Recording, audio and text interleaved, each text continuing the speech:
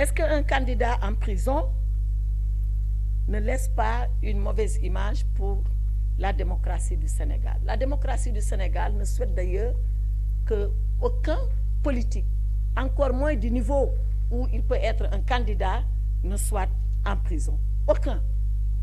Mais il faut savoir que le candidat, il était déjà en prison avant d'être candidat. Il ne faut pas oublier ça.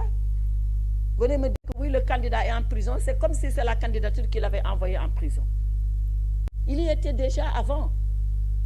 Mais tout ça, comme je l'ai dit, tout ça, il est libre, étant en prison, d'être candidat. Parce que, comme je l'ai dit, la détention provisoire ne suspend pas, n'anéantit pas tous ses droits en tant que citoyen. Il peut être en détention provisoire et être candidat. La preuve. Mais c'est ça qui prouve d'abord que le Sénégal est une démocratie. Si nous, le fait qu'il soit en prison, si nous, on s'était dit, parce qu'il est en prison, il ne peut pas être candidat, mais il ne serait pas passé comme candidat.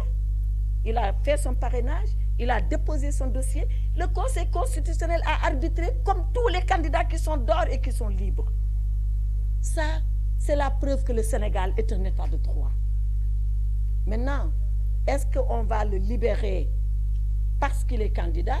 Je rappelle le principe, et avant de parler de la mise en œuvre, le principe, c'est que la candidature n'est pas une condition de liberté provisoire. Il faut le savoir.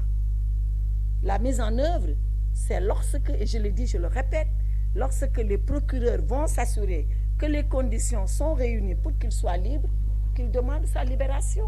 Et comme je l'ai dit, quand on arrivera à ça, il n'y a pas de problème, la liberté sera accordée. Mehdi Maram Ndiaye, sur le Conseil constitutionnel et dans les meilleurs délais. Mehdi Maram Ndiaye, vous me demandez d'aller me mettre dans la tête du Conseil constitutionnel pour savoir ce qu'il a entendu par meilleur délai. Moi, en tout cas, j'ai ma signification de meilleur délai. Mais est-ce que c'est la signification du Conseil? Ce qui est ici le plus important, ce n'est pas moi ce que je pense de meilleur délai. Ce n'est pas moi ce que je pense de meilleures conditions.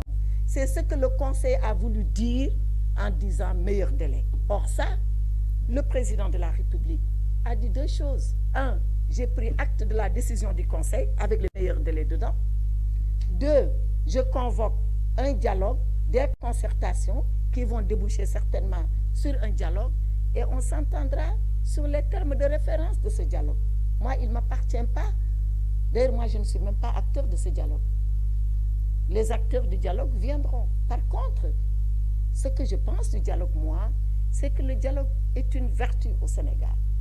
C'est une règle fondamentale de notre société. C'est une valeur de notre culture.